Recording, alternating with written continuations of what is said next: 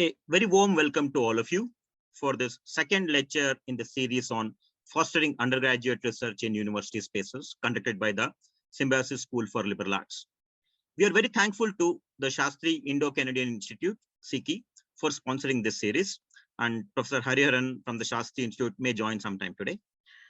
Today, we have with us Professor Robert Gibbs from the University of Toronto to talk about research for our future, learning the logic of inquiry. As Dr. Sumitra pointed out, a thought-provoking introduction last time, the goal of the lecture series is to reflect upon what does it mean to undertake research at an undergraduate educational institution. This is an issue that SSLA is about a lot. Our program structure has a mandatory research component. In fact, last year, I remember an anecdote. Last year, the researcher was making a video on research at SSLA. As a teacher of methods courses, I am a bit particular about the use of the words research and methods, and actually get very uncomfortable, as my students know, when people simply claim that they do research. Sumitra, on the other hand, came from a different perspective. She was, of course, direct in the video, and she told me something that still rings in my ears. What we need to convey is that everybody can do research.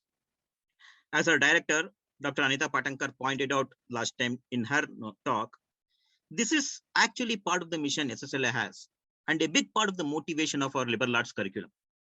Not all liberal arts colleges in the world place as much emphasis on research as SSLA does. Hence, promoting conversations on the experience of teaching and mentoring students in undertaking research is an important activity for us. And we are glad to have you here to be part of that conversation. This is a three-part lecture series. During the first lecture, Professor L.S. Shashidhara, last Saturday, talked about the why and how of undergraduate research, particularly in the context of the National Education Policy 2020, and led a very interesting conversation on how to conceive of research at an undergraduate educational institution.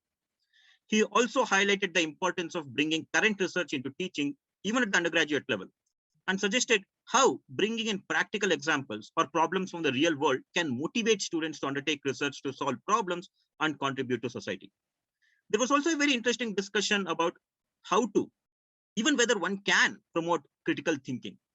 And I'm sure what Professor Gibbs has to say today speaks to that issue. I hope you were part of the conversation last week. If not, we will soon upload the video recording of last week's lecture on SSLA's YouTube channel. Today, we are extremely glad to have Professor Robert Gibbs with us. Professor Gibbs, we're very thankful to you for taking the time out to talk with us. It's a little early in the morning where you are, 7:30 a.m. in Toronto, and we really appreciate you joining us. Professor Gibbs is a professor of philosophy and religion at the University of Toronto and has recently completed a 10-year term as Inaugural Director of the Jackman Humanities Institute.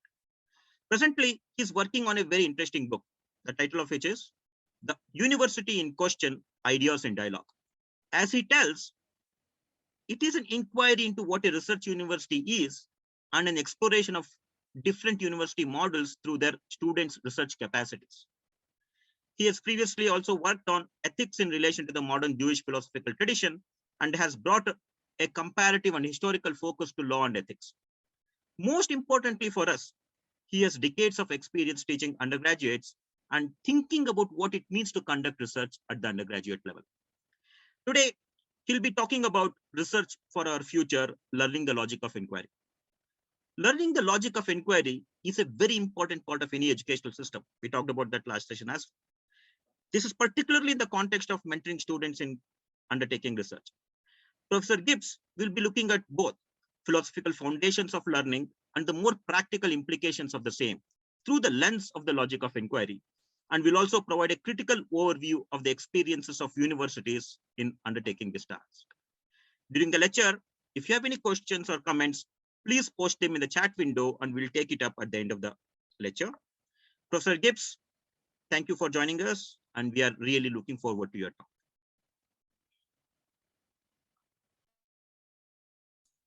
Good morning.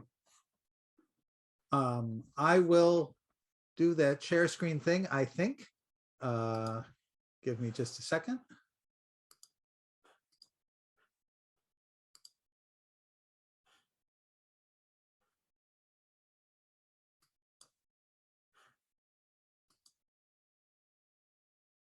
That looks like me.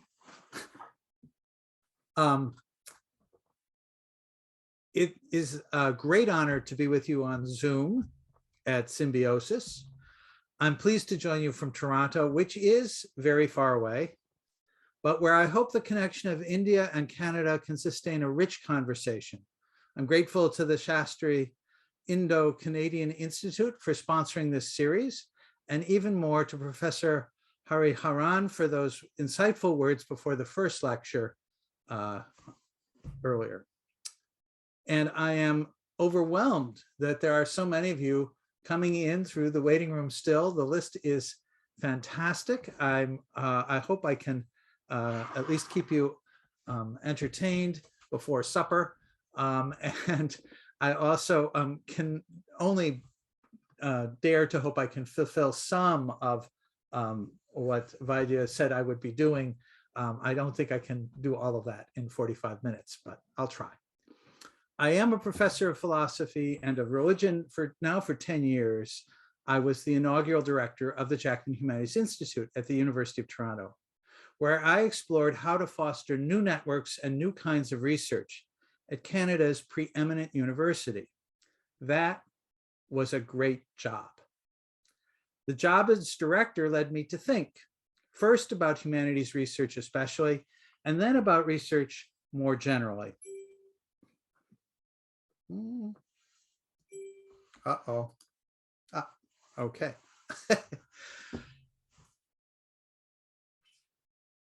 And then eventually to read, to teach, to speak, even to write on research universities. On another day, I would discuss some of the many things I learned about humanities research and setting up such an institute. What I hope we can discuss today are some of the ideas about universities that have emerged in my experience and in my research. The challenge to renew our universities requires many people doing many things, and it calls for many sorts of discourses, as well as many experiments, strategic plans, new initiatives, new facilities. Indeed, I hope that I can learn from you about the range of your efforts and your challenges, much more than a short round of looking things up on the web could provide.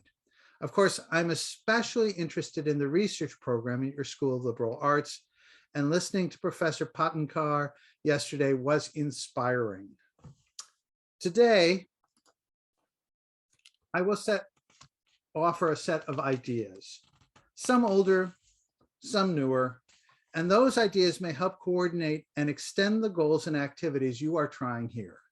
The result of my project on universities is a book that will be coming out from UBC Press. It offers a series of those ideas, as you can see. The italics ideas are the newer ones. And in a short talk today, there are several that I just won't have time to explain. Actually, there's another one that should be in italics, but that's okay. But all of these ideas are not themselves empirically real as ideas. They're not empirically tested. They are ideas from reason. But like an infinitely distant point, they are meant to give direction and some insight. Moreover, our universities serve ideas, and not only funding models and career ambitions. The usual wager I make is that philosophical ideas can help renew our universities. I'm a humanities professor, so I offer a quite different perspective on how to think about this on how to think. And I can say this set of ideas offers a significantly different angle from the books, both by the experts and scholars in higher education, and those written by the apologists for the humanities. Research often seems to be the central function of our universities today, the source of their status and their main contribution to society. The research of the professors and their teams is the key, with an occasional nod to the education of highly qualified personnel, that is a small cadre of research assistants, and to PhD graduate programs to replicate the professors. I propose we replace the amount of money brought into the university for research guided by professors as the index of excellence with the number of students directly involved in learning how to do research. That is, excellence for a research university would thus be measured by the excellence of its educating students in the logic of inquiry, how to do research. State research boards and corporate funding might support the focus on the professors, but at least in the Canadian system, state support of the universities does revolve around the students. And the public value for universities is about expectations that their education will matter, which brings us to the other pole of the university and the question of what should students in these research universities be learning. Whoops. When forming the Jackman Humanities Institute, I traveled and canvassed many older humanities centers and institutes, and a common feature was an annual circle of fellows, primarily professors, not philosophers, primarily professors who would be bought out of some or all of their teaching in order to pursue their own research. We also opted for a themed circle each year, some of the themes were telling stories, food, location, dislocation, image and spectacle, translation and the multiplicity of languages, time, rhythm, and pace. But we challenged the traditions of humanities centers by including undergraduates in these circles of fellows. Both the Dean of the Faculty of Arts and Science, a physicist, as well as the president of the university of that day, a public health medical doctor, strongly encouraged the JHI to include undergraduates. Intergenerational learning is characteristic of universities in general. But when we included 4 stages, professors, postdocs, PhD students, and undergraduate fellows, and encouraged them to learn and work with each other in a research environment, new energy and insights emerged. Each undergraduate was supervised by one of the professors, and often this was not a proper disciplinary fit. Moreover, the undergraduates had not yet been fully disciplined, so their passion and curiosity was greater, and because they were not trained to ignore extra-disciplinary issues and methods, they were less constrained. In short, the undergraduates began to show all of us the greatest insight and creativity in research. For me, the annual discovery that there was a flow up from the undergraduates to the rest of the circle, complementing the more expected flow down from professors to postdocs to graduate students, made me question how a research university could, in general, amplify the students' desire for creating knowledge. Then 5 years later, in our second phase, we experimented with a community of undergraduate researchers. A colleague suggested that we look at a project at Harvard, the Cultural Agents Initiative, where students engaged in arts research in the community in the summer. And we adjusted it to our university. We piloted and then expanded a project where undergraduates live in residence for a month of the summer, working in teams of 5 with a professor on an aspect of the professor's ongoing research. In 2016, we had 4 professors and a total of 20 students in a rushed proof of concept. In our second year, we had 10 professors lined up, so we had places for 50 students. The professors were from 6 different schools, had remarkably diverse projects, and there were almost 1,000 student applications for the program. What became clear from the evaluating discussions after the project was not only was this the very peak intellectual experience for the students, but also the students brought so much insight, passion, creativity, and skill that the research projects of the professors were accelerated and often transformed. Moreover, the professors became keen to work in the program again. We have drawn matching support from other bodies in the university, and it's still going. Of course, a project for 50 students, now scaled up to 150 students, is only a drop in the bucket. But the creation of a cohort of professors who want to work with undergraduates, I underscore humanities professors who want to work with undergraduates on research, is the sort of creating and nurturing of a new kind of community of research that only the Jackman Humanities Institute could do.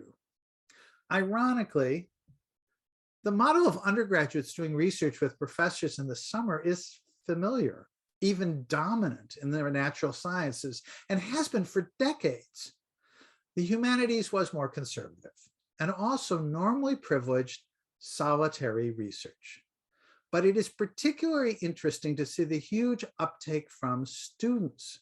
They are eager to participate in research. And even though humanities research is very far from entrepreneurial activity, it offers students a kind of learning they value and that they expect others in society to desire too.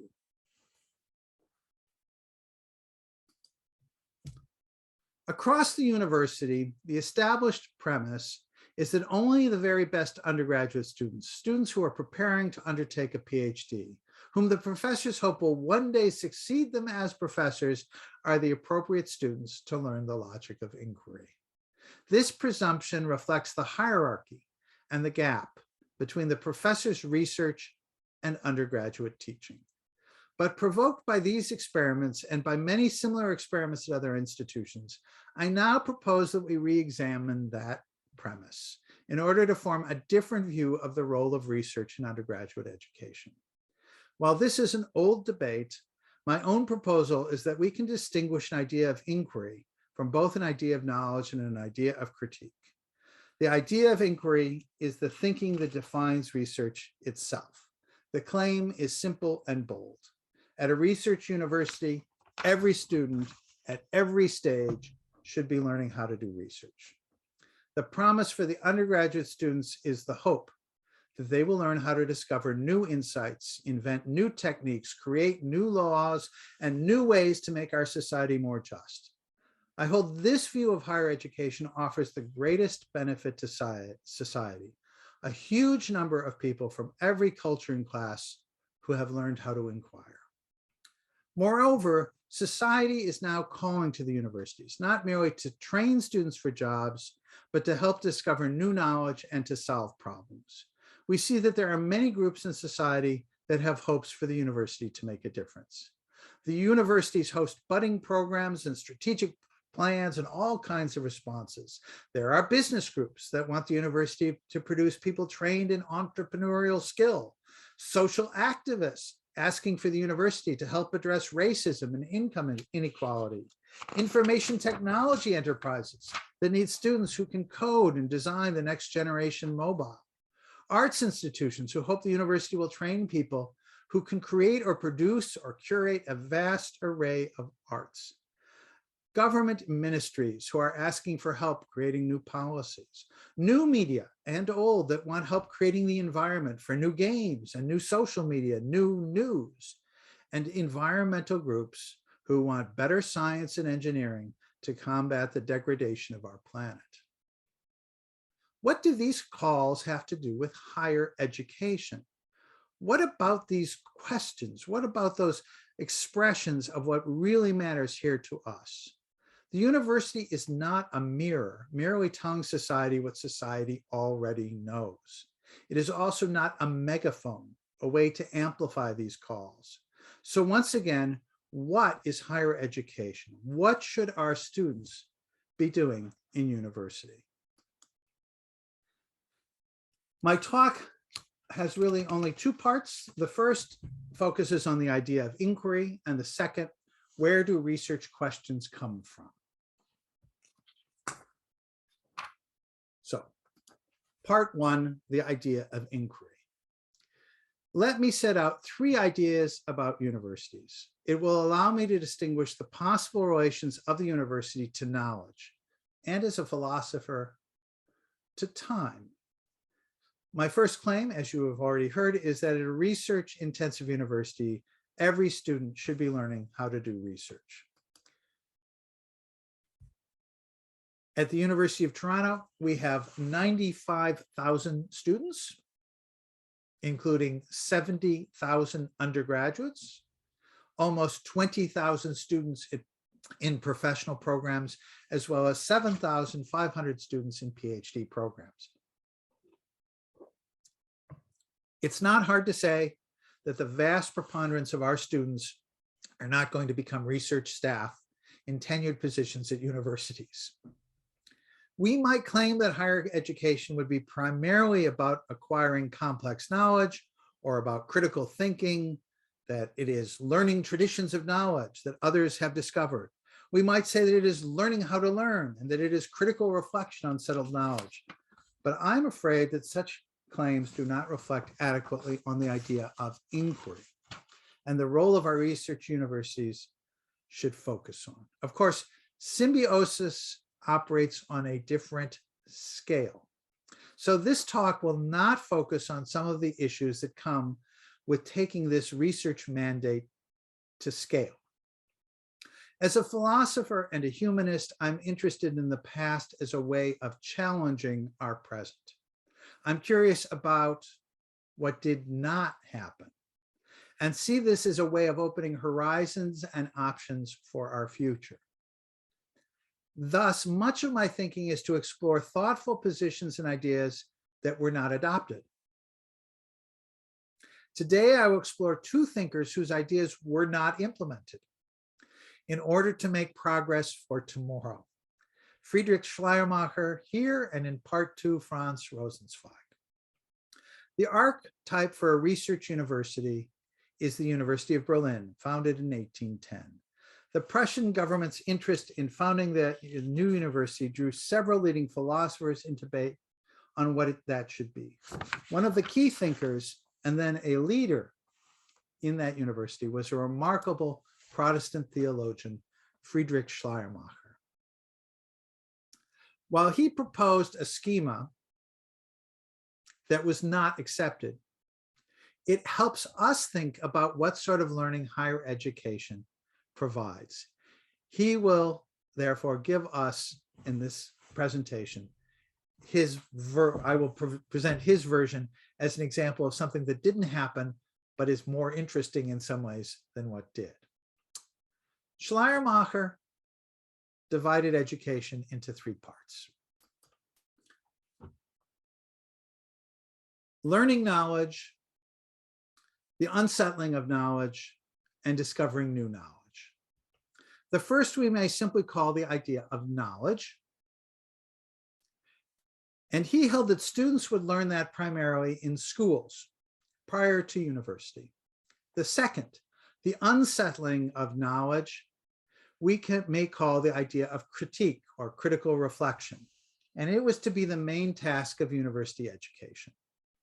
The third, discovering new knowledge, which we will call the idea of inquiry, that where we would pursue research would happen in research institutes, academies, and societies like the Royal Society. He wrote of this in his proposal, Occasional Thoughts on Universities in the German Sense in 1808, in part in contrast to other philosophers. Philosophy contributes a process of challenging the knowledge students obtain in school. This is all in the space of the university in his system. Learning the limitations of current knowledge, thinking critically about the past and the knowledge it produced. To unsettle knowledge today has also a resonance as a challenge to colonial systems of knowledge, settler knowledge, like the universities, Cape Town, Singapore, Hong Kong University, Toronto, Mumbai, Calcutta, and to raise questions about how other ways of knowing might still be relevant. But especially in the natural sciences, critical reflection allows one to interrogate their foundations, the axioms, to see how science could have gone in other directions, to explore other paths, from particles to waves to quanta, from biological systems to genomics to proteomics, etc. Research, on the other hand, seeks to discover new knowledge or to reinterpret the old once it has been unsettled. The experts in inquiry, according to Schleiermacher, will want to work primarily or even exclusively on searches and researches, working on long-term projects, often with large databases. It is disciplined inquiry and produces new insights over time. You can see how his sense that this would happen outside the university allows for a level of freedom in research and a kind of devotion to science that professors and universities cannot afford. What is most important for me from his discussion is that the way that the university would be like a sorting hat. Most of the students would learn critical reflection and go on to civil service, or we would say the professions. A few would become devoted to inquiry, and they would become researchers at institutes, leaving the university behind. And a very few would become the teachers at the universities, where they would primarily lead undergraduates through the process of critical reflection. The proposal that won, however, was by Schleiermacher's mentor, von Humboldt. He recognized that the university should also be home to research. Hence our models of research universities. He saw how teaching students can prompt the faculty to revisit their own knowledge and spur the faculty on to discover new knowledge. The net benefit was an increase in faculty research because of the engagement with the talented students. This model, however, is under strain in large measure because our professors aspire to be at the institutes and societies, to be free from teaching in order to conduct research all of the time. This is not a moral judgment. We have created a system that rewards and praises research outputs and achievement. And we are not quite as sure what the assessment of higher education would be, if not the citation index and the honors of research our colleagues pursue. But if Schleiermacher's agenda was not adopted, he still helps us understand three potential goals for higher education: knowledge, critique, inquiry. My reasonable colleagues will say that these three must be mixed and that our universities are struggling well to deliver on all three. It might be simply that the balance is off kilter. What were called polytechnics add a fourth kind of education. Or in some cases, the polytechnics are called technical colleges. They train people in the trades with settled skills. But I would like to propose something more radical for universities, not just a hodgepodge and a mix.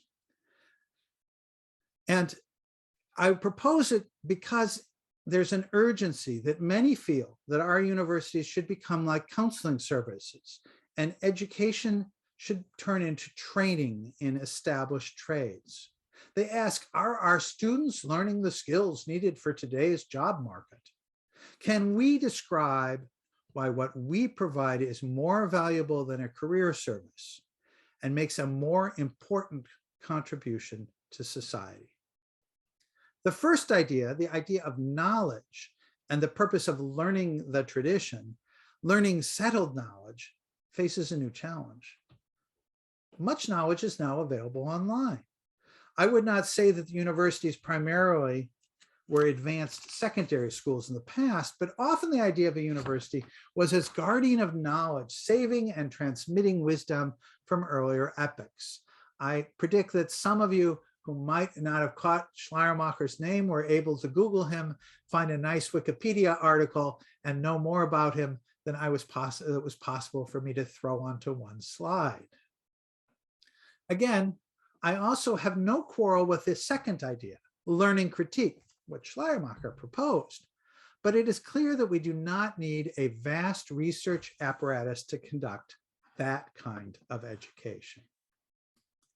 So if Schleiermacher is not right, we need to figure out what the best case for why research should be in the universities. If there is to be a justification for research universities, it must be, I would hold, that it can teach people how to do research. Again, the focus is on the higher education. The impact of the inquiry of the multitude of students who pass through our institutions will far outweigh the direct discoveries of the academic staff. In my reflection, I often refer to the change I propose as turning the university upside down.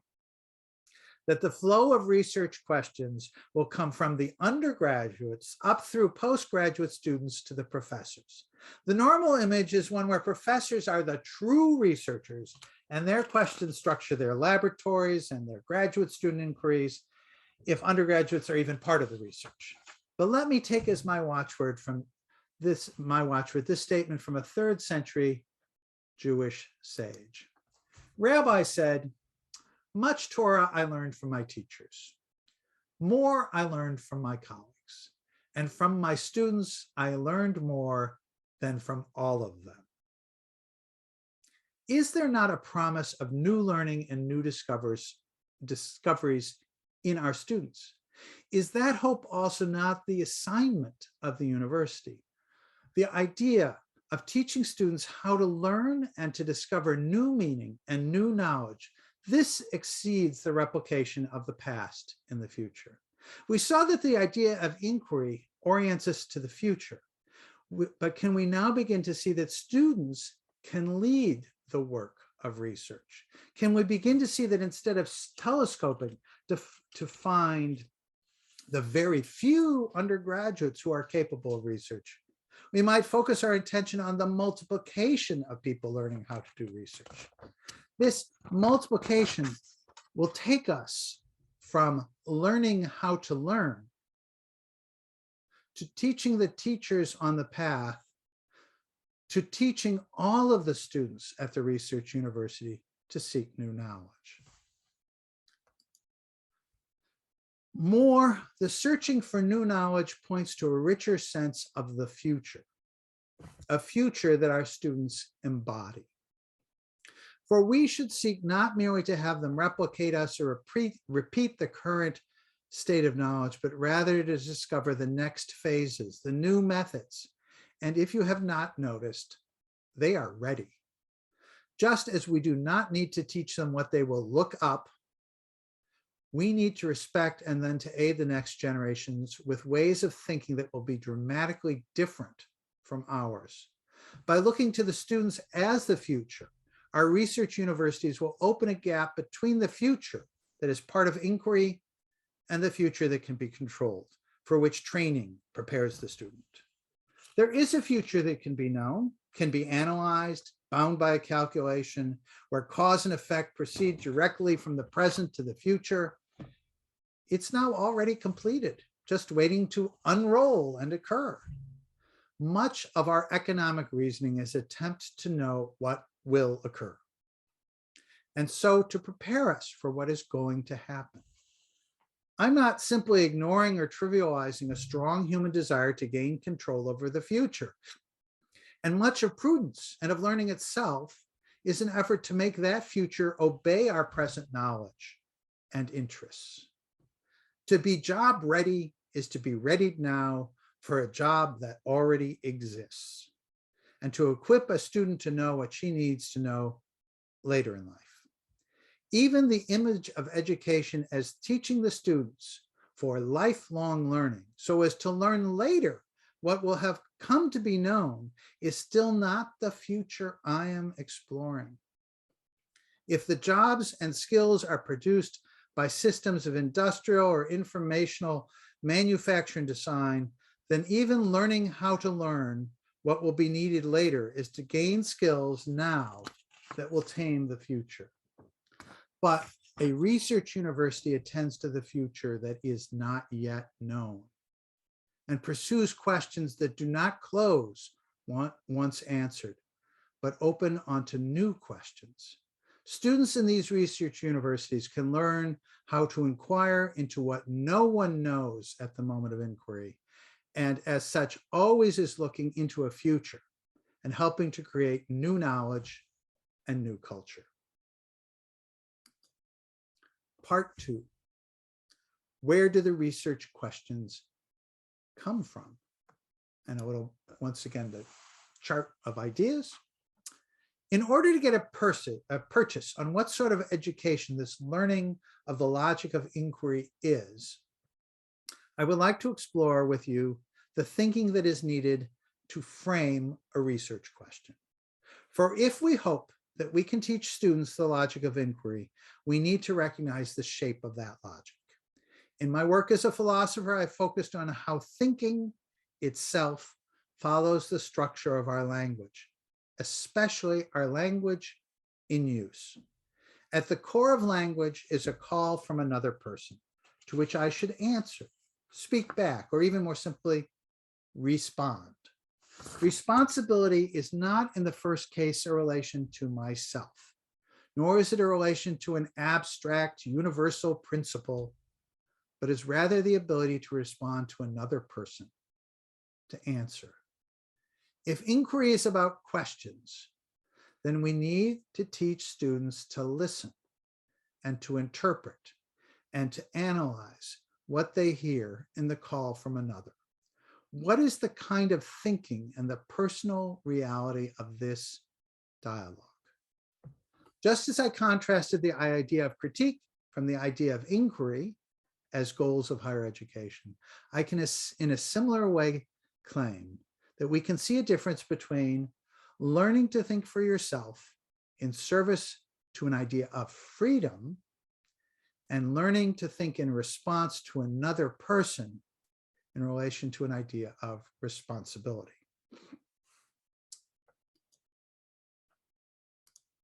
Whoops.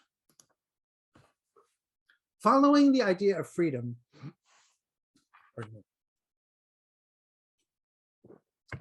the goal would be to unsettle settled knowledge with self-reflection, to think for myself.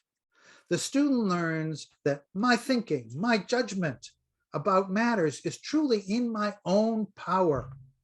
Higher education would then teach me not primarily a tradition or a body of material, but rather teaches me to think it through, to recognize it, to dismiss some aspects of it. Now contrast that with a responsibility to think in response to others. Others can teach me knowledge in person, in books, even maybe online, but others can also teach me to answer to another person. It is her question that drives me to doubt the familiar narrative. Of course, we can imagine a domination by the other, but if we can discern the moment of being called to think by another person, we may be at the heart of education, not told what to think, not simply thinking for myself, but thinking at her call for another or on her behalf, responding to another. A call to answer is not merely a call to regurgitate information like a Google search, but to suit the thinking to the person asking, to respond. I will make use here of a remarkable letter, a letter that marks a break with the German university by the Jewish philosopher Franz Rosenzweig. He was the greatest Jewish thinker of the 20th century, who developed a philosophy that drew Jewish tradition and existentialist thought together. And unfortunately, he was stricken with ALS and died at the age of 43. But while healthy, he declined a very rare chance for a Jew to become a professor in Germany. I want to start with a blunt and important statement of the issue. This is a letter he writes to his mentor and his promoter, who has arranged for the position that he is now declining. Rosenzweig writes, "I ask only where I am being asked by a person, and not from the scholar, not from science." For Rosenzweig, the university is trapped in its confidence that scholars are carrying on scholarship or science, and that, as it were, science demands, science requests, science needs to know, etc. Rosenzweig does not object that he needs to know for himself. He does not regard some independence of his own from the tradition as the touchstone of learning and inquiry. No, he is willing to think, to learn, to teach, only where another person has asked him. What he reveals is that learning is most of all bound up with other people, and not like an assembly line where each does the same task side by side, or even each does successive tasks building knowledge products. No, learning is facing another and responding to him. What sets me to thinking and learning are the others questions. Can the university teach students how to respond to the questions that others ask? Is this a cast of mind or a habit or a way of thinking that can be taught? The important challenging questions are raised by people. Fellow students are a rich source of questions, questions that are not simply ignorant or unschooled. The goal of coursework would be to retain and refine those questions, and thus the less expert students become the ones for whom the professors think, modeling and teaching all of the students in the class to think in response to others. The students' questions stop being merely hypothetical when other students embody and give voice to them. To think in response to another is not simply to give an answer, it's also to think. Thus, we might envisage the student as someone who comes to the university in order to learn to listen to others' questions. The university is called to teach the kind of thinking that clarifies and explores the question, and by this learns from the practices of heeding and of responding. By focusing on the questions, communication becomes the essence of education. Under the task of thinking for myself, communication is only a secondary activity, relaying knowledge I hold, and so making all knowledge already established and past. But communication in responding here is not delivering information, not the transmission of tradition, but the exposure to another person's questions. It is called in a present for an open future. Those students with questions also are representatives of society, and we're coming close to the goal of this section. There is the obstacle that Rosenzweig confronted. Who sets the questions for research? The professor says, no one gets to tell the professor what to research. And yet, in a world of peer review, the academic profession itself regulates research by the other professors in the field. In this sense, science does ask the research questions. That is, the researchers in the field delimit questions and methods. In some fields, this is much more clear. The research funding is targeted. And even if it is not connected to inventions or entrepreneurial translations, still one regularly hears, oh, you cannot get funding for that. On the other side of this basic model are some scholars, especially in the humanities, who do not require a funder to support their research, and therefore feel freer to explore whatever seems valuable to the researcher herself. On the far side, we have some research allied with the professions, where the value and application beyond the university is primary, called knowledge translation. The inquiry is not to build a machine or a corporation so much as to seek new knowledge to address a current problem. Medical research, for instance, whether at the level of cell biology or exploring a new procedure, is always recognized to be directed towards curing cancer, managing disease, or developing a new vaccine. Let me look again to Rosenzweig, to the more existential issue in research expressed in this letter, which, as I said, was a personal statement about why he was abandoning the university and went instead to found an adult education program. Again, Rosenzweig. Knowing remains free in itself when it lets no one prescribe its answers. Never the answer, but the question. And here is my heresy against the unwritten fundamental law of the university. For me, not every question is worth being asked.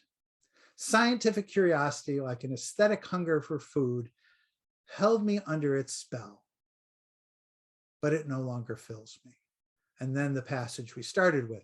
I ask only where I'm being asked by a person and not from the scholar, not from science. But even in the scholar, a human is hiding. An asker who is answer worthy. In the scholar's humanity, but no longer in the science, in the learned. There's an essential freedom in knowing. And it comes from the thinking and the way the answers cannot be dictated in advance. If a funder or a professor asks someone to do research, but stipulates the research, it's not research. The crookedness is not simply a violation of protocol. It violates something about how learning and thinking work. A researcher seeking new knowledge is a skilled seeker, not merely a panderer or propagandist. The mind fastens on novelty and delights in seeing something that had been unseen. The rigor of research allows one to set off from settled shores or even from charted ways. The destination is uncertain and often unknown. Exploring has its risks, but the inquiry is fundamentally different from the settler. Well and good. The desire to learn and to know, the curiosity of the scholar is a great thing. No one can stipulate the answers, or it is not knowledge and it is not research. Rosenzweig is more concerned, as we already saw, with the one who asks, or rather with the one being asked. Despite the desire to set the questions for herself, the scholar is asked. Is Rosenzweig's position compelling today? He claims he had to leave the university because he wanted to make the university open to the people who ask, who call him to respond. Perhaps today, we can imagine a university that does respond, or may even claim to be in one. If Rosenzweig was right, then our questions are only our questions. Your questions only matter if science had found them on their own. I'm once again examining a position that I do not accept in order to explore the question this position poses. Just as with presenting Schleiermacher's rejected model of the university, we are disturbing the past in order to create more possibilities about what was happened. It could have been other ways. And in some important ways, this disruption helps us to see how it is otherwise. According to Rosenzweig, a university has a fundamental law that only science gets to ask the questions. What Rosenzweig held impossible, that the research university would yield its absolute control of the questions, is something we should consider. In this longer version of the quotation, however, we see the scientist, I'll just sneak back for a second. We see the scientist and the scholar emerge as people who also have asked questions. They also ask each other, and the questions are worthy of answering precisely in relation to the person asking, not to his knowledge and expertise and status. Why does this person care about that research?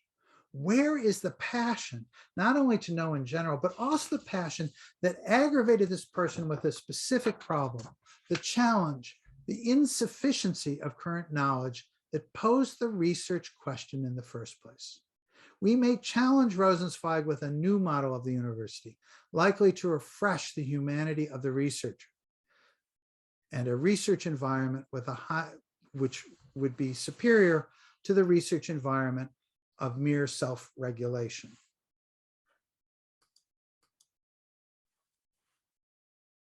The skills in welcoming questions, in attending to the students who bring the questions, to society, to questions that matter to someone.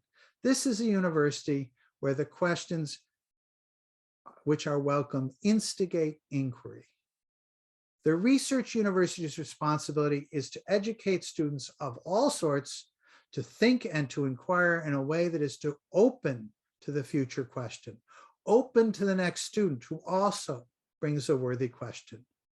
Well, there is another itinerary where responsibility to society might easily collapse into accountability, economic return on investment, or into a view that the university should respond to the needs of the labor market or national security or prosperity. We've been led in quite a different direction. I can say, moreover, that the ideas in play here, especially of responsibility and of hearing the questions, can bring some insights for those other concerns. To take the most important, the student who learns how to do research, how to listen to others, and think in response to the questions that another person brings, are the most highly prized sort of minds in our society. A society in which new questions emerge with great force, and people need help finding new answers and new kinds of knowledge. Early in the days, when the term the knowledge economy was emerging, the learning economy was also in use. Now, the learning economy basically, again, overlooked the creation of new knowledge. For me, both fail to see that our society is better described as a society with questions. We need new knowledge, not just the commodification of current information or methods.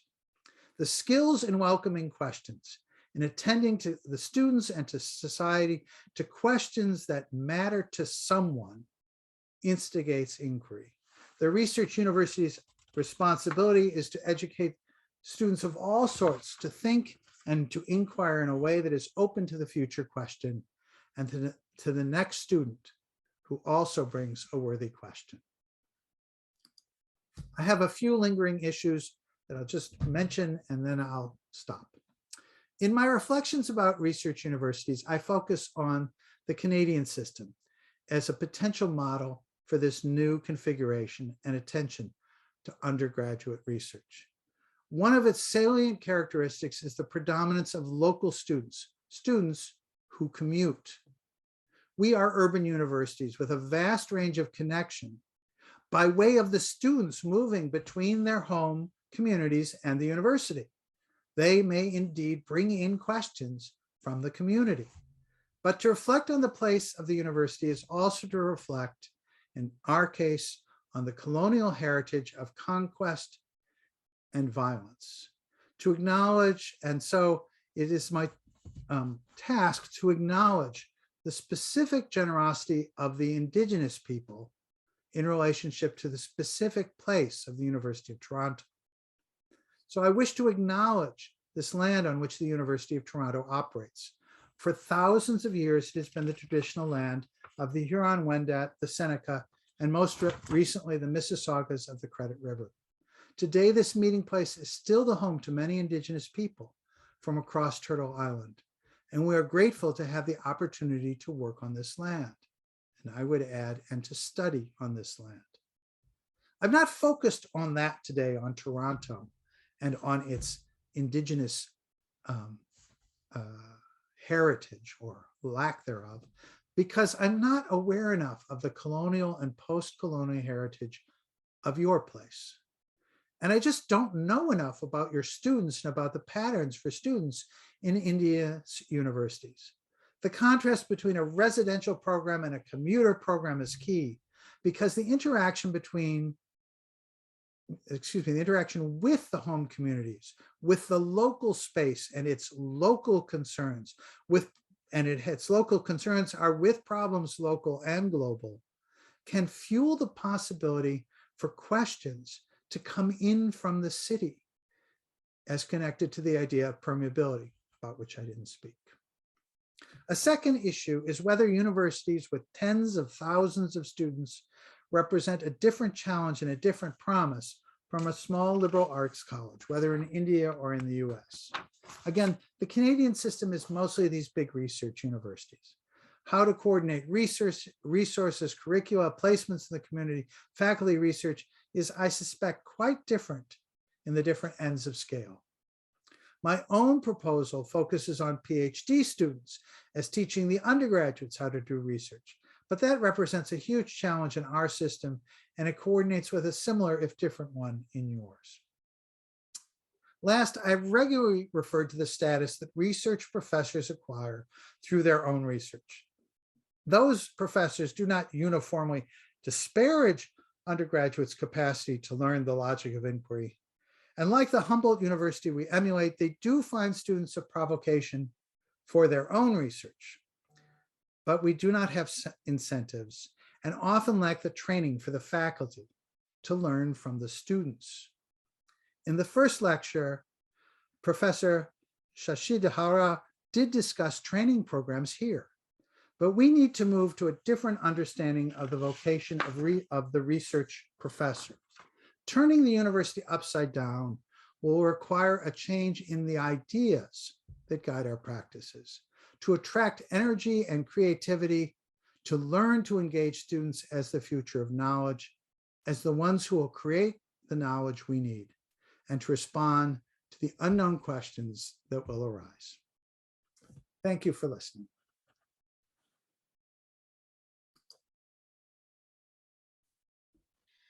Thank you, Professor Gibbs, for that extremely stimulating thought. There's a saying that suggests that universities should prepare for students for jobs not of today, but for the future. But who knows the jobs of the future? Nobody can really tell. Maybe the better way to think about it is to prepare them with skills, research skills that help them to deal with future, so that they are actually better equipped to deal with the society with questions. I'm sure that a lot of people have a lot of questions. While they come, I can just start. Can you talk a little bit about your experience in terms of how students have taken this idea? What you have described is more in terms of what a plan can work, or a workable plan. But in the sense, like your experience in terms of how students have taken on this. There are a lot of students here. I'm sure that they would want to contribute, or they would want to talk about their own experience in terms of how the research program has worked for them. But it would be really good to have some sort of sense of, how your students have taken up or dealt with this issue. So part of the work that I was doing was in an institute that was, as one of the humanities chairs told me, outside the normal hierarchy of the university.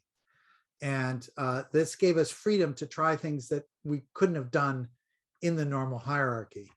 And so our goal was both to show broadly that the students really wanted to learn how to do research. And secondly was to hook and train a number of faculty members to get involved in working with undergraduates in research. So the Faculty of Arts and Science, the Dean's Office, provides money to encourage individuals to do this, but we felt that the teamwork was actually critical and a game changer in the humanities. And we couldn't tackle the curriculum head on. That was just not an option, but we could convert single faculty members, and sometimes there would be a cluster in a given department. So it was a long-range scheme of how to transform the culture of our university. Now, that being said, in my own courses, I do encourage students to do research. And there too, I try to create communities of research, and it's not as common in the humanities, but it is quite possible, especially, ironically, it was very possible under COVID. And what happened was my courses online, I made heavy use of discussion boards and had students commenting on each other's work and on each other's research postings and draft papers, and creating this sense that they could help each other cultivate each other's questions and reflection. So you don't have to use an online discussion board to pull that off. One could, in fact, do that in person also. But the nice thing about perhaps even a mixed model there is that it gave people a chance to read and respond. And it also gave them an obligation. They got marks for responding to each other. They had to learn how to offer suggestions and enhance each other's research and thinking. And to my mind, those are the sorts of techniques one would use in a class as I say, it worked online, but it also would work in person. The big game would be to change the curriculum enough that there would be a stream of people so that you would start learning some things about the logic of inquiry your very first term in the university. And as you worked your way through, say, a 3 or 4 year degree, you'd have different alternative and different kinds of experience of doing research, working with other people, working in a laboratory, working in a group. And as it were, you would build up the skills over time in the curriculum. But that takes some radical innovation. Some of the places that have been very good at that have not used the research faculty to teach those courses, which of course is the whole problem. So you have a very talented teaching stream person who likes to teach students how to do research, but they themselves are not great researchers. So it's an interesting question when you can get the really great researchers into the classroom. Now, there are colleagues here who are doing that in physics, in religion, in engineering. I mean, people are trying to bring that research in as an activity that's a classroom activity as opposed to a summer program or outside. That's a start anyhow. Thank you very much.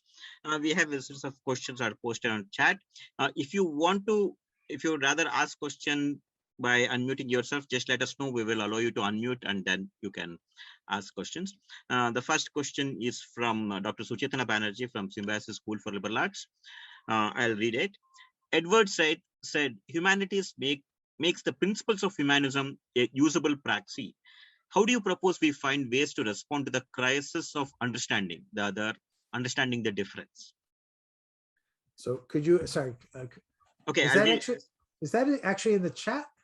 It's in the chat that you should be able to see, but anyhow, perhaps could you just repeat it for me? I won't worry about the chat. Sorry. Edward said humanities makes the principles of humanism a usable praxis. How do you propose we find ways to respond to the crisis of understanding the other, understanding the difference? I think the point Thank you. I get that. So one of the things, I mean, there's several opportunities, and it's one of the things that makes a university an interesting place is that there are many different people and different kinds of people from different perspectives, people from different cultures in the university. And they're not just there to re-identify themselves as I'm the this in the room and he's the that in the room, but they're there sometimes to find out about their own traditions and their own ways of understanding the world, sometimes to get away from that, sometimes to seek something which is genuinely other. And the humanities is rich in the possibility because one can study closely and explore how people have made sense of their own culture, their own history, their own experiences, and especially their own language. So the serious research in the humanities almost always depends on scholars knowing the language. And so the reason for that is not just because there's no good translation, it's that the way of thinking and evaluating things happens in a inhabited language, a language that people actually live in. And so when we say people live differently or they understand the world differently, often we mean they use language differently and they speak differently. So the option in the university, especially in the humanities side, is to get people in a situation where they can learn to listen or read, to think with other people. And when they say study the great works of the past, for instance, this is the humanities, we'll go to social science in a second. The great works of the past, it's not just to find out how right everything was in the Iliad or the Mahabharata or in the Bible. It's really to see how even the classics or recent literature opens up not just the way the world was, but also the way the world could have been otherwise. So as I say, the study of history in many ways is an exploration of what didn't happen as much as what did. And there's that sense in which the future gets opened, the past gets reopened for the sake of the future. Now with the social sciences, one is looking at things in a slightly different way. And of course, quantitative analysis helps a great deal. But it turns out that most social sciences also not interested in just documenting how things work in society, but also how things don't work in society. And so the university is really one of the best places to explore how things didn't happen, how things don't work. And in that sort of that critical angle, there's some possibility opening for understanding past missed opportunities for understanding. Thank you very much. Professor Hariharan, who is from the Shastri Institute and University of Kerala, is also here. I think he wants to ask a question. So please, Professor Hariharan. Sure, I hope I am audible enough. Thank you very much for that very engaging lecture. University of Toronto has a special place for me in my mind because I cut my teeth in Canadian studies by reading none other than Northrop Frye. So I don't want to say query, but this is something that has always fascinated me. What he had, I think, said in this book, The Modern Century, the Whedon Lectures. I'm now quoting from memory. He had at one point said that the universities are the powerhouse of civilization. I am fascinated by that statement even today, because our understanding of education, culture, or even civilization has gone through a series of transformations. And I think the response that you gave now about that willingness to listen, if you're really going to talk about research, I think that is very, very crucial. Because what I feel is that when we talk about the relationship between a teacher and a student, what you have basically is a very fascinating kind of a correspondence. There is a correspondence that happens between the student and the teacher, who also becomes a student in a certain way. So there's a correspondence that goes on. So in this context, I was wondering how you would look at what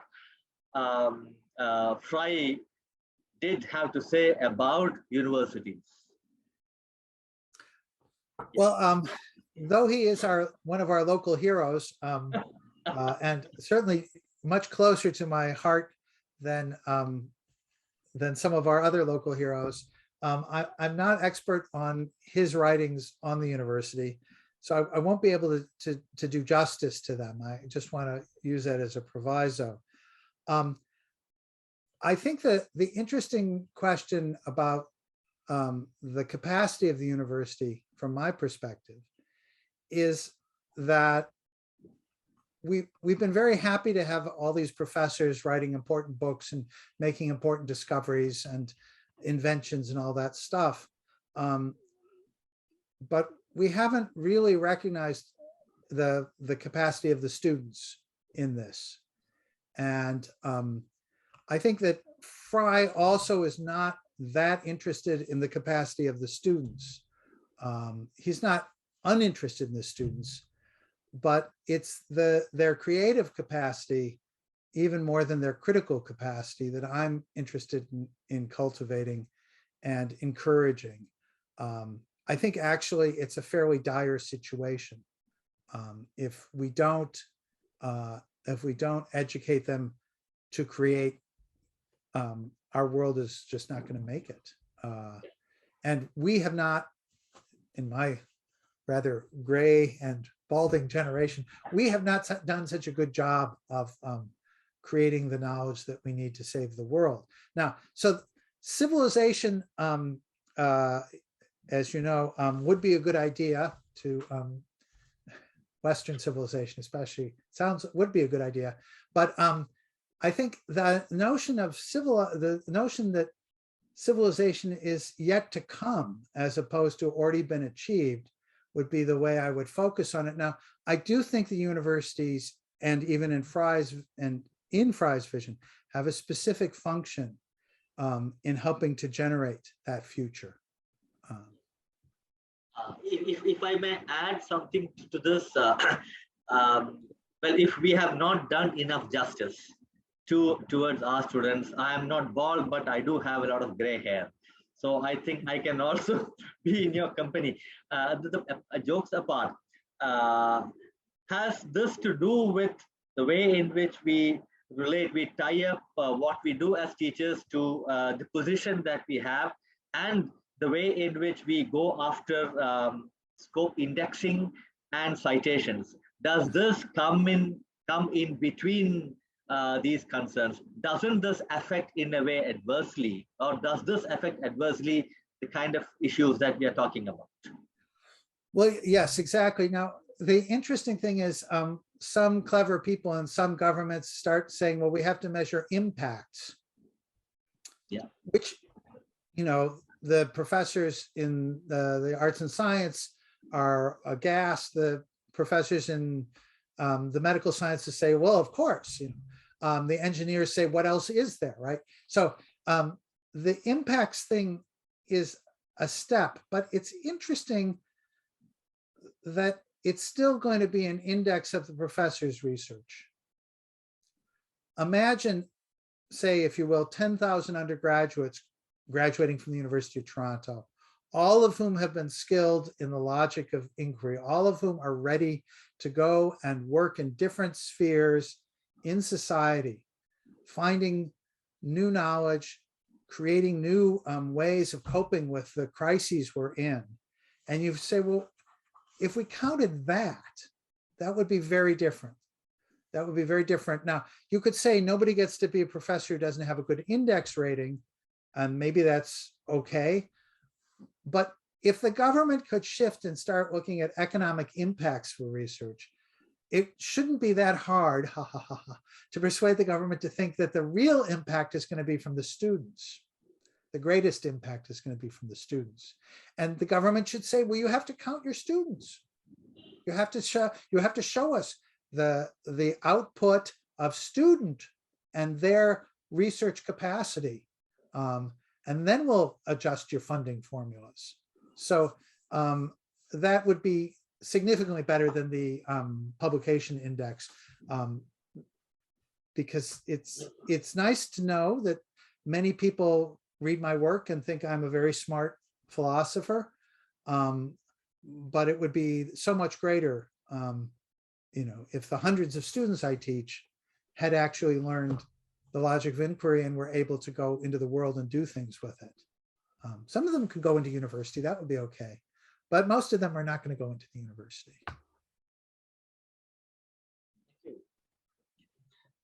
Thank you very much. We have a question from Ms. Ananya Datta, who is from Symbiosis School for Liberal Arts. I'm going to ask her question. Thanks for your thoughts on rethinking what knowledge we seek and where should those questions come from. Could you elaborate on how to encourage undergraduate students to think in terms of questions, especially when they have just come from school systems where they are used to receiving settled knowledge and not really receive knowledge critically? I'm not sure about the Canadian experience, but in India, I think there is a strong belief that the school system sort of encourages receiving critical sort of knowledge without questioning. Well, I think that's common. I think the most interesting twist on that was a program that started at the University of Texas at Austin and then spread to about 25 universities in the States. It's a first-year science research program. And, the sciences have always felt that you had to study a lot of math and a lot of basic sciences. At the U of T, it's a 12-pack or whatever. All of these rigorous courses that are all settled knowledge. And then maybe when you're at the very end, you might start doing something that was research. And the people at Austin said, this doesn't make sense. Our students drop like flies. They don't see what the point of it is. Who wants to just study the settled knowledge? They're getting too old for that when they're at university. So they created this program where literally hundreds of students are doing research in their first year. At the University of Toronto, at one of the campuses, 1,000 first-year psychology students have a real research laboratory.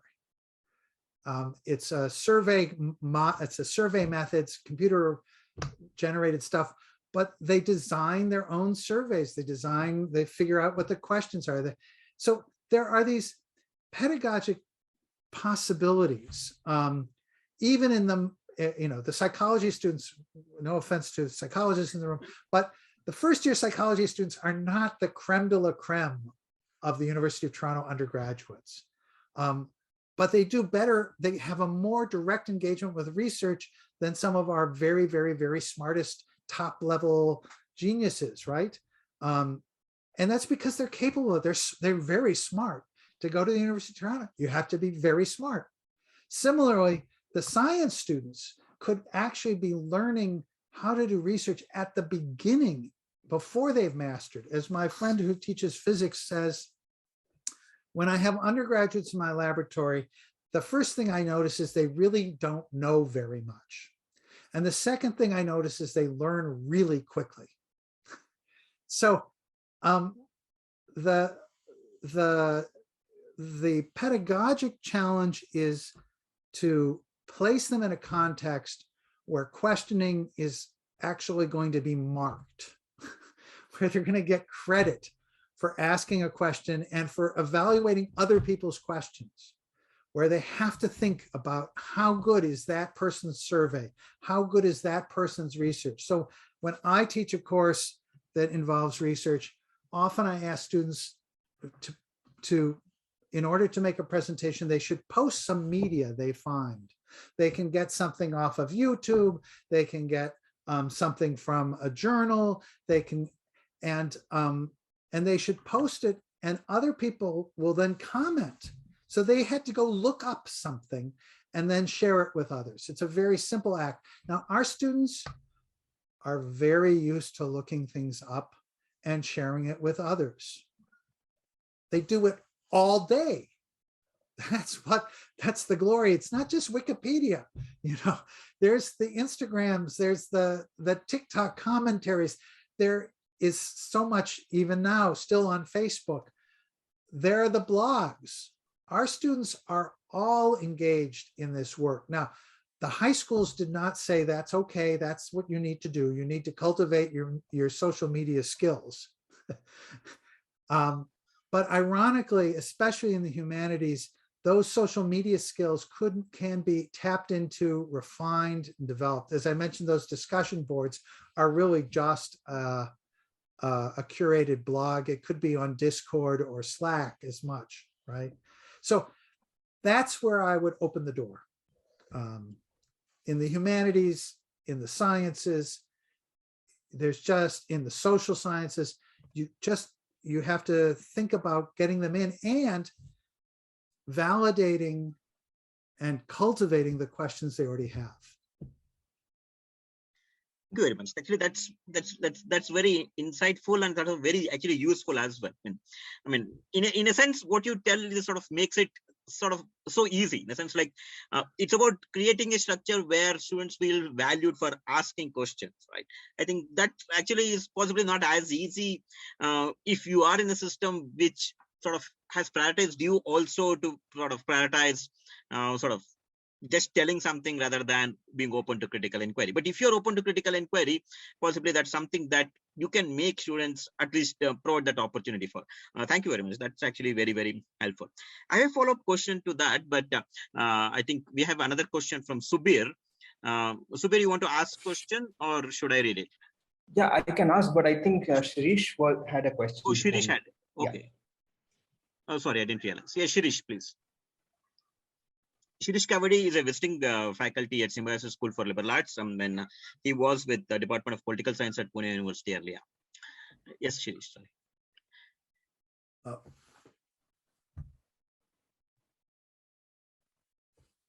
Shirish, you are on mute. Still unmuted. Some co-host has to unmute him. Can you hear me now? Can you He's hear we me can now? hear you. Yeah. Okay. I'm not a philosopher. I don't teach philosophy. I teach political science, and I do research in medical history. So the two are not related. I've been teaching for more than 40 years, and I have experience with colleges, universities, research institutes. So my question is very practical, and it's practical in the context of what's happening in India. There has been a debate in India for a number of years as to why is it that hardly any research takes place, especially in the universities. Especially in the universities, we have central universities and we have state universities. Central universities like Jawaharlal Nehru University and Delhi University, or Hyderabad University, Central University over there, they're far better funded than the state universities. The state universities are absolutely marginalized. There's hardly any funding available for research to the teachers over there. Most of them spend most of their time in teaching rather than being able to do research. So we have a major problem when it comes to funding. On the other hand, we have what are known as the ICSSR Institute, the Indian Council for Social Science Research Institutes, which is, I think, about 30 in nature. And these are institutes which are, again, though they come under the ICSSR, affiliated to many of the state governments. They do receive funding, but, and this is related to your question as to where does research come from. This research is determined by the funding given by the government and by the ICSR body as to what is it. And it's mostly public policy related. Much, again, it's dominated by economists, not political scientists, not historians, but by economists. In fact, India has a long history of economists doing public policy research, right from the time that the Delhi School of Economics was set up in the 1950s. Much of the funding has gone in for public policy research. So when we ask the question as to where does research come from, the research is not going to come from the students. The research is what should. Now take medical history that I am talking about. It's hardly taught in probably 4 or 5 universities at the best. None of the universities in Western India where I live teach medical history. And there are probably 3 of us who are doing medical history at all. We have to struggle for funding. We often do a lot of research without any kind of funding. And we don't teach medical history, and therefore we don't have students from whom the questions are going to come from. In a situation of this kind, as to where the research questions are going to come from, I don't know. I don't know where the research, unless they come from me. I mean, that's what I have been doing. Most of my research questions come from me and the few people that I interact with, but they definitely don't come from students, but because I simply don't have an opportunity to teach what I research. So in a situation, this is the Indian situation I'm talking to you about. The research university, the Humboldtian idea of a research university was taken up by the US and probably Canada quite quickly, not even UK. UK even didn't take up the idea very quickly. They took a very long time. And even now, I wouldn't say they're anywhere close to the Humboldtian idea of the research, German research university. The US did with Johns Hopkins and Harvard and Yale and others. But, and we are nowhere close to it. Our universities, you refer to Mumbai University, but whether it's Calcutta, Madras, or university, started off as basically examining bodies, and till today, more than 100 years, 150 years later, they still remain examining bodies. They are not researching. So I must apologize for not having had the opportunity to really engage and study what is happening in India. And you have to forgive me if SSLA seems like this ideal place. It seems so much closer to the things that I'm trying to think about. But 450 students is not a higher education system. And I do think that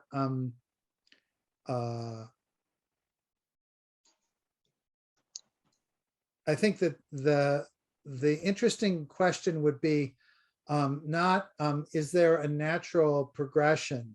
That is, you could only get to the kind of university I'm sketching if you've already been a Humboldtian university. I think that's probably not true.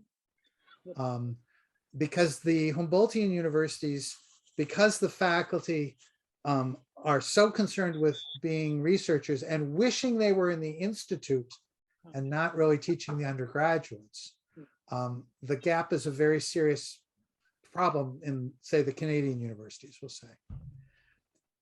What's more interesting to think about in that sense is, I mean, there is a funding models issue, which I can't begin to solve, but I can say that part of the reason that I focus on these ideas and asking the ideas question is I think that we need a better rationale for our universities than we've got.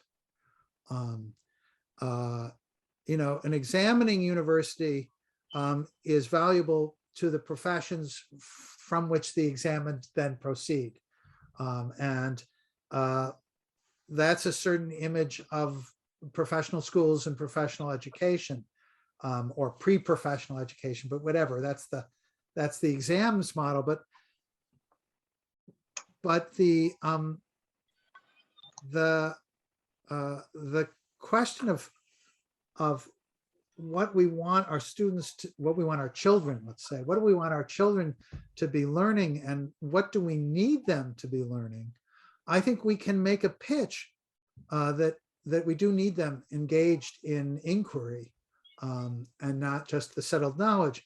Now, one of the tricks that is lurking in my work, but it would have to be translated in some interesting way, is that it's quite possible to identify, like I rattle off a list of the different parts of society that are making a claim on the university now.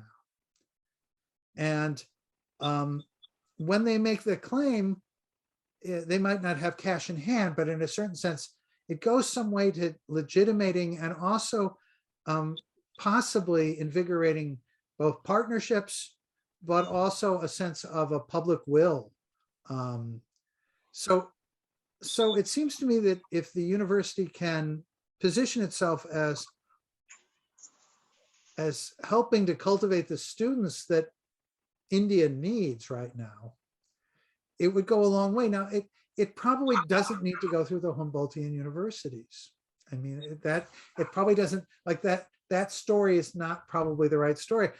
I mean, in Canada, we're having a very vigorous struggle in dealing with the Indigenous communities and trying to either re-indigenate the universities in some ways or decolonize them, or there's some language about that. That's a change that's very hard to sell. Partly because the power is with the colonial power. I mean, you know, it's Western knowledge that's dominant in Canada.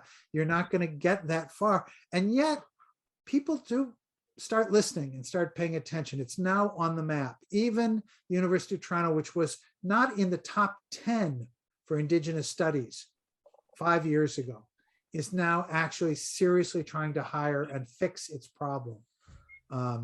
So the question, I mean, I understand that if the research is determined by the government, the research, the state is going to have its interests, and it's going to say these are questions that matter. And if it's economists, all they want to do is control the future. I mean, that's their whole game. That's the purpose. They're not very good at it, but that's okay. They're economists. They do that. So if only the political scientists could be taken up, if only the sociologists could be validated, if to say nothing of the humanities. So I mean, I'm not the person I wouldn't presume to even point in the direction of where solutions lie, but I think there's a natural proclivity, because the West has validated this Humboldtian thing, to think we've got to go there. Then maybe after that we'll go somewhere else. I think if I were offering any advice, is you don't have to go there.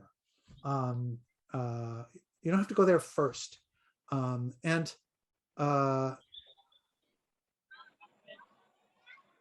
Even in Canada, half of the funding of research lies outside the universities. Nobody in the university ever believes that, but that's this. So a lot of research is in industry, and some of it is in state-centered institutes. Big science is not actually in the university. Of course, the University of Toronto is a premier place for developing of vaccines, but actually a lot of the vaccine laboratories are not in the universities either, right? So that means that the Humboldtian thing is not, it's more like Schleiermacher in most places. And the only question then is the university, what's it doing for its students? I guess I come back to that question first, and then I would say, can we figure out how to tap into the energy of their questions? But thank you very much for that. I mean, I am embarrassed for not knowing enough. No, that's all right. Yeah, I mean, I can speak from where I am, and then the translation has to be something else. And as I say, SSLA is so consonant with what I'm thinking about that it allowed me to pretend that there's nothing else of any quantity going on in India. No, the only reason I asked you is because I've been dealing with this question for some time and writing about it, but I just sort of wanted to share my personal experience and then try to, it's what you were talking about, listening and then asking questions. That is what I was trying to do. That's what I was trying to do. Thank you. Thank you. Thank you very much. Subir, if you want to ask your questions. Subir. Yeah, can you hear me? Okay. Yes. So I had two questions. First of all, thanks for the wonderful presentation. But I'll go to the second question because I want to keep time for others too. So my question is very simple. Where is the time to hold good questions in the mind, or to wonder about it, or to struggle with them? Because we are simply pressed for time. We have too many courses to do, too many exams to give, too many aims to look out for. So any thoughts on that? Thanks. Yeah, I think that's from the perspective of the faculty, that's a certain kind of problem. From a perspective of the students, it's another kind of problem, which is why, on the one hand, the sort of summer institute thing is very nice because it's as it were, a downtime for the students. It works pretty well. We actually give them a stipend for being researchers, so they don't have to work at that time, and so on and so forth. During the term is harder for them. for the staff, there is no downtime. It's like the time that you aren't doing email, which doesn't exist, right? So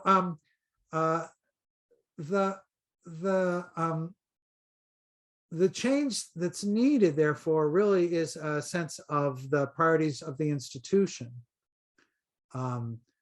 And it also, I mean, Oxbridge, my colleagues at Cambridge, they wanted to change a course. It took 7 years to change the course. The process of review is just phenomenal, right? At the University of Toronto, on a one-off, you can change a course for next term.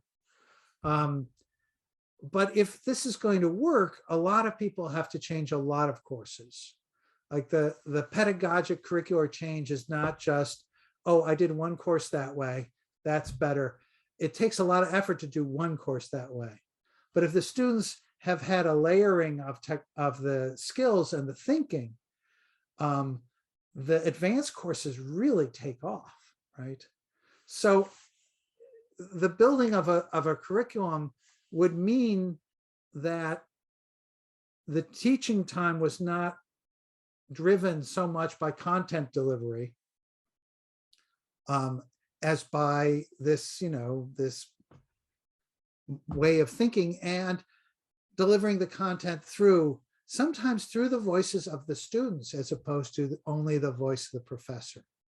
I think that's one of the things that's very hard for us to believe until we see it happen. And when we see it happen, it's amazing. We have very smart students.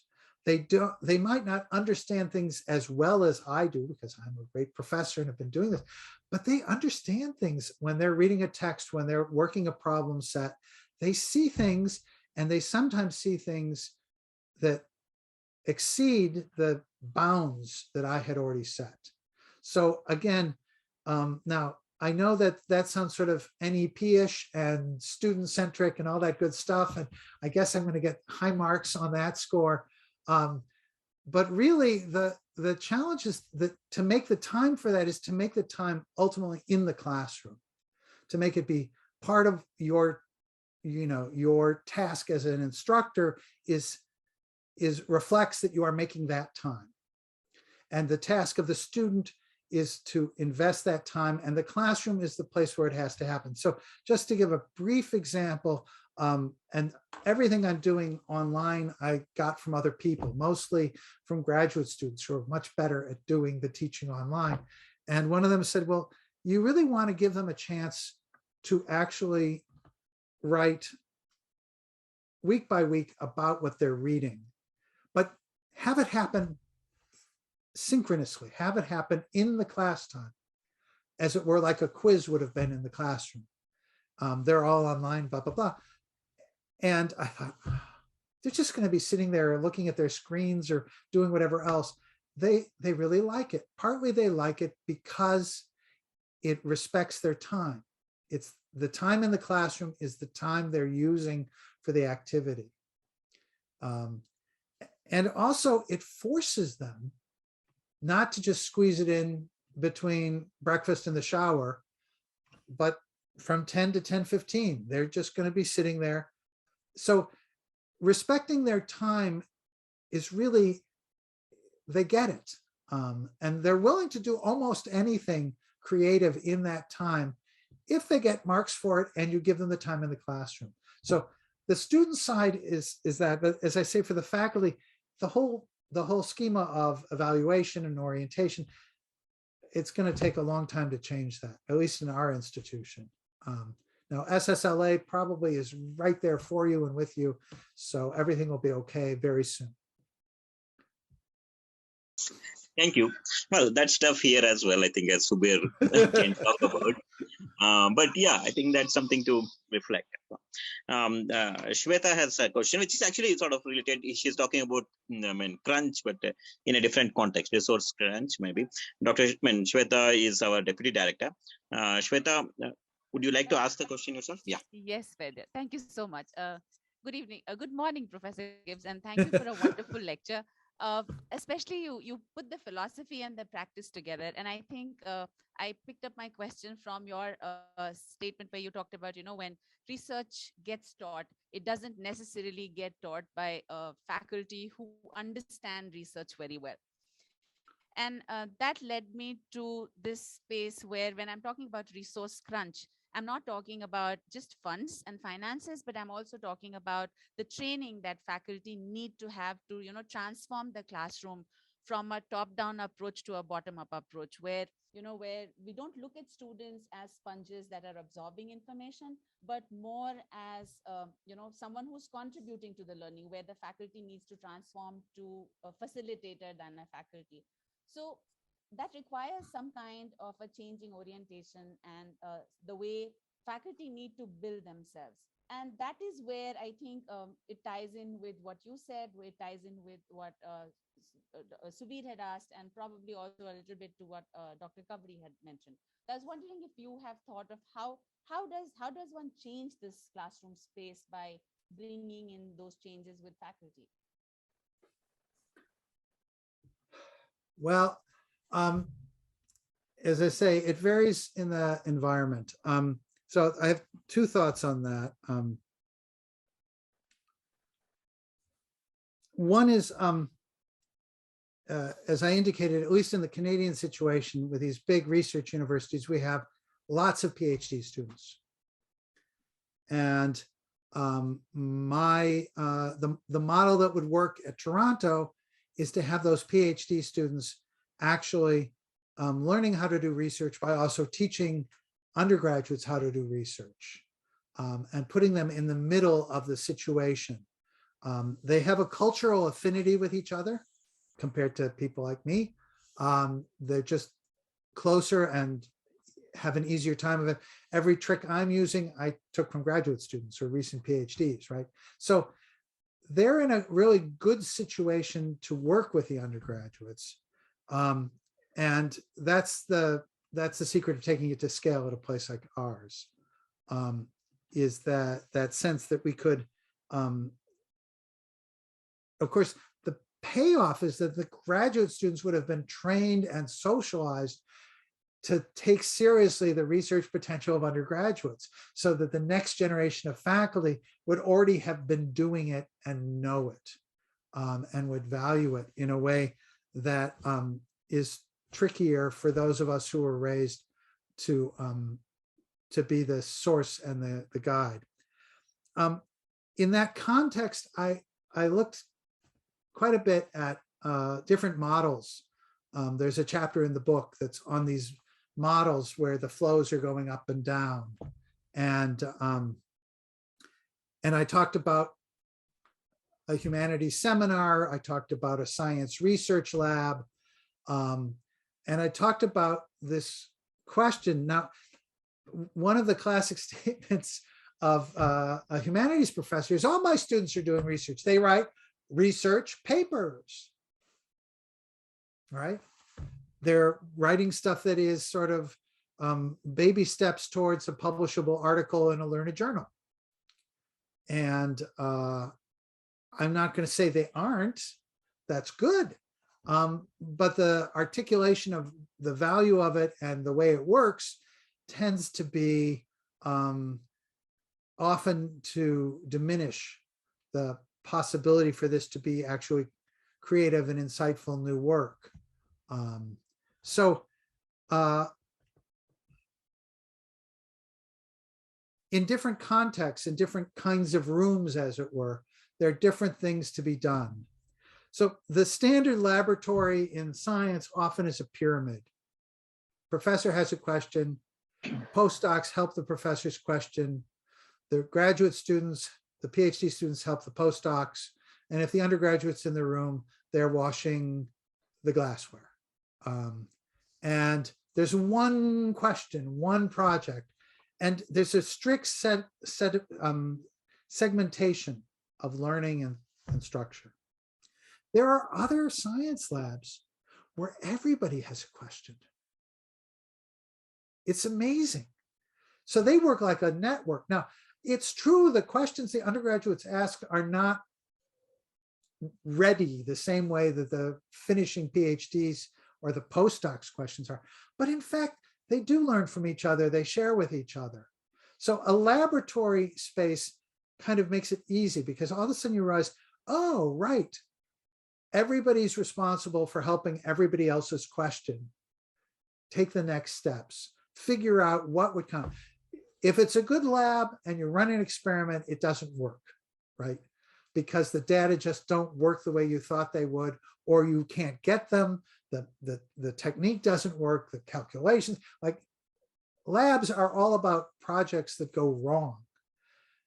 And having a variety of stages of people in that lab together can help people, A, say, oh, that's okay, my lab didn't work either, right? Here's what I did the second time. Oh, I worked on that for 3 months. I've only got a week left. Here's what I think you can do with that data, right? So people can help each other negotiate in that space. So the laboratory, I wouldn't say it's easy, but it's easy to imagine it, right? A regular classroom, like a lecture hall, that is hard work to figure it out. The solution is, you know, the tutorial sections where people meet, you know, separately with a TA, usually a graduate student. And then the question is the TA just telling you, here's what the professor really should have said about this text?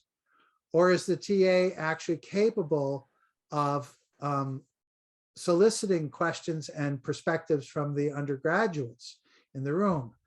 Again, a room with 10 or 12 people is about as many people as you can get to really be able to listen to each other.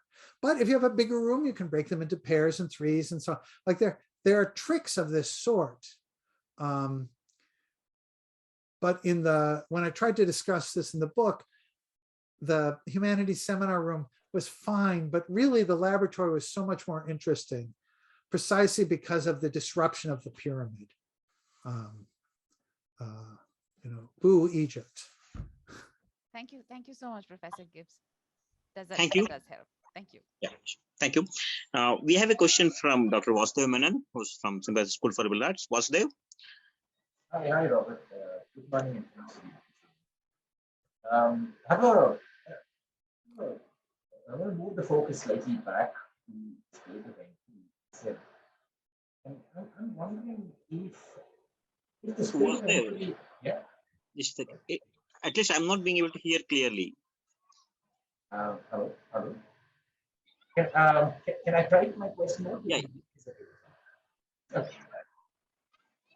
Can you repeat, or can you just come closer to the mic or something? I heard everything until you stopped with if the students. So if Okay, you please. can start with that.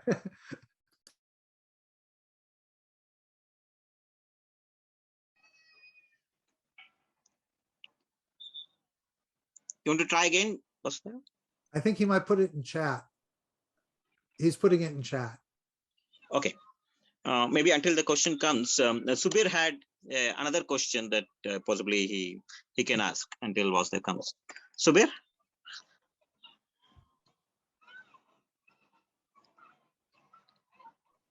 Yeah, thanks. The question was, in today's technologically enabled Google, and normally a question takes a lot of time to evolve in the mind, and it's hard to keep an unanswered question in the mind. So the more time a question is retained, the better, and more mature it becomes. But in today's world, and especially with students, even with myself, right, I would just go to Google and get some answers, and I'm not keeping it retained enough.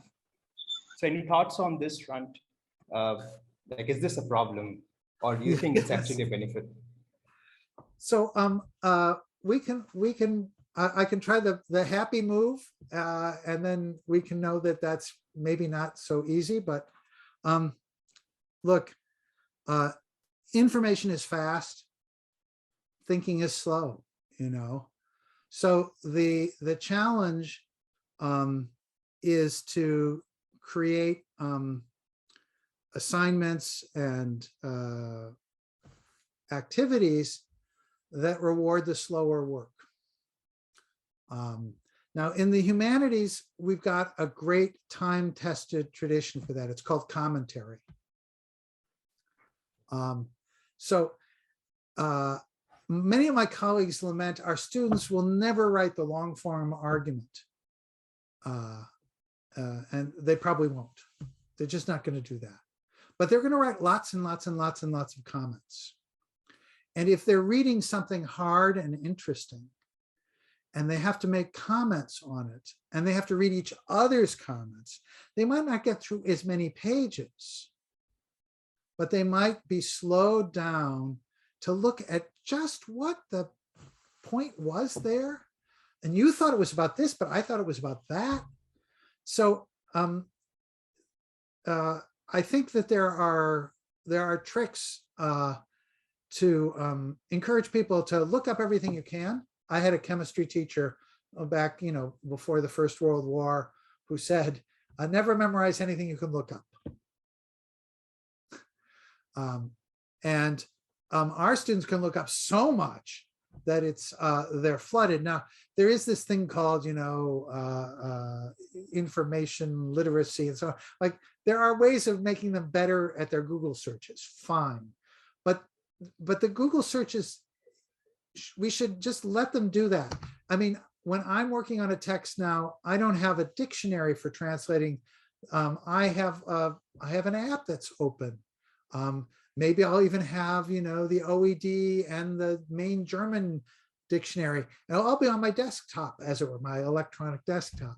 So some of these reference tools, some of the looking up stuff, it's great.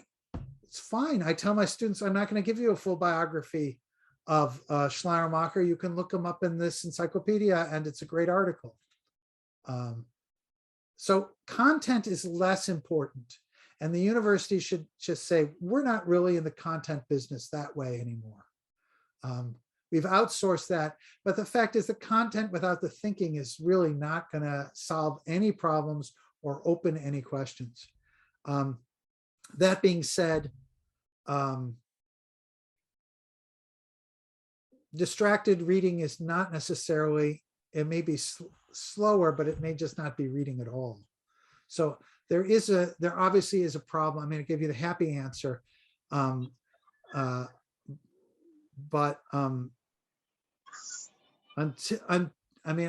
You can train computer software to help you do the right stuff. But it's not, the common market stuff is meant for fast in and fast out. And now I know. So we have to cope with that in the classroom. So at the University of Toronto, for instance, because there are students with accessibility issues, you really are not supposed to tell people not to have their computers on in the classroom. Because somebody is blind or deaf and they're using it to gain access to the material being presented. You can ask them not to play, media games in the classroom. You can ask them not to have an extensive chat with a friend who's somewhere else about something else. You can't really monitor any of that. So the question is, can you actually get them using their computers or their devices to do interesting stuff while they're in the classroom? Or can you make the face-to-face interaction so valuable that they really just want to look at this other person as opposed to following up on last night's football scores? Thank you very much. Vasudev has come back. I think, would you ask a question, or he has sent that question by chat to me? What would you prefer? Okay, since we are running out of time, I will ask the question on his behalf. Okay, sorry, Vasudev, yeah. Oh, am I audible? Yeah. So, yeah, well, thank you so much, Robert, for a wonderful talk. Loved it. I have a question. Slightly moving our conversation back to the idea of inquiry, the spirit of inquiry. If I were to assume that the spirit of inquiry itself in a student's lifetime will begin very early on, Would you at some point envisage moving or employing inquiry-based learning, maybe at the secondary education level, to bring all these people? The reason why I ask this is because one does get the feeling that in the culture of, I suppose, instant gratification, particularly at that age group, by the time the student arrives at the undergraduate space, we have a fairly diminished sense of it. Just wondering if at the end of the day, the undergraduate space is ideal. Perhaps you should move. So I'm afraid I didn't fully hear it, but it was about what happens to the undergraduates before they get to the university. Can I ask his question? Maybe. Yeah. Because he has put it in the chat as well, which was broadly Okay. same thing. I think this is just important, so I think it's good to just clarity on that. If one were to assume that the spirit of inquiry begins fairly early in students' lifetime, do you envisage at some point employing inquiry-based pedagogy, perhaps much earlier, say in secondary education? Considering also that in a culture of instant gratification, a student arriving these days at the undergraduate level has already a fairly diminished sense of inquiry. So it's about secondary education, but in the context of whether there is spirit of inquiry there and whether it's important to get that in there. That is a great question. I think I want to take a both and on that. In the first instance, I kind of like segmentation as a way of thinking about things. I like to think that when the student matriculates and comes to university, something different should be happening there than was happening before. And I like to think that there's a possibility of a discontinuity in the intellectual tasks. So in general, I would like to say, sure, whatever you want in high school, but really it should be significantly different in the university. The critical inquiry should be kicking in full speed, and the logic of inquiry should be starting right away. And the future, which is the inquiry, should be sort of trumping the more basic sense of the present. So that's my one and. On the other, the question of learning by listening, of paying attention to other people's questions. If we say that when they're younger, all they can do is sort of be like a sponge absorbing settled knowledge, formed by the values of their great culture and so on and so forth, which is, what people still say often enough. It's an interesting question of, are they really not capable of interrogating what they're getting early on? Is the answer, oh, just be quiet and absorb. We're telling you what you need to know.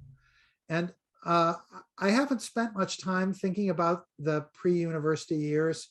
It's not in my portfolio, as it were. But if you go in that direction and say, no, there's inquiry all the way back, it's just then you want to say, is it different in kind? And it's true that to do research, you actually have to know something, but you don't have to learn it first and then do research. I think this assumption that those science students had to do all that coursework before they could start doing research is just a terrible mistake. But if that's a mistake, then it may also be a mistake to say, and in high school and secondary school, you'll be filled with all this great knowledge, and finally you'll get a chance to mix it up when you get a little bit older. The one issue that's interesting about that, and Schleiermacher is really on this, he sees this as an adolescent thing where you leave home and you go and you live with a bunch of other students, drinking, hanging out in the city, doing all this, experiencing all this freedom of criticism away from the control of your parents for the first time. And one of the questions that is really interesting in Toronto, for instance, is our students are not out of the control of their parents. They're not away from that surveillance. And people say, yeah, it's just not right because the people who became professors tend to be graduates of those institutions where people went away and so on and so forth. And I say, well, here's the question. Are you sure that having your revolt against your parents' values and the knowledge that they represent is intrinsically worse if you are actually talking with them and living with them and struggling with them? Is that obviously worse than just moving away and, you know, never calling home, going home only for laundry and holidays? One of the things that Schleiermacher clearly felt, as did the whole of that bourgeois world, is give them a wild and debauched adolescence, they will be right back on those same values within 10 years. It's a brilliant mode of producing reappropriation and conformity. So thank you. Yeah. So anyhow, that question dovetails with this question. Thank you very much, Professor Gibbs, for this really enriching conversation. On behalf of, we have almost come to the, in fact, we are beyond time, and I'm sure there are people with more questions, but unfortunately that has to wait for another day. On behalf of Symbiosis School for Liberal Arts, thank you again for the talk, and more importantly for the conversations it spanned. I'm sure that this will continue for more time. We have a lot of questions because of this talk, and I hope we can build on those questions. Thank you, attendees, for actively participating in the conversation. Without you, there will be no conversation. And Shastri Indo-Canadian Institute for sponsoring this lecture series. The next lecture, the last lecture in the series, will be held on March 26th, Saturday. That's coming Saturday at 5 p.m. Professor Rukmini Sen from B.R. Ambedkar University, Delhi, will be talking with us on research as reflexivity, confronting self and communities. Sumitra has already posted a link for the registration, link for the lecture series. If you have not registered, please register. I hope to see you all there. Thank you very much again for all of you for joining us. Thank you. Thank you all for listening and participating. Yes.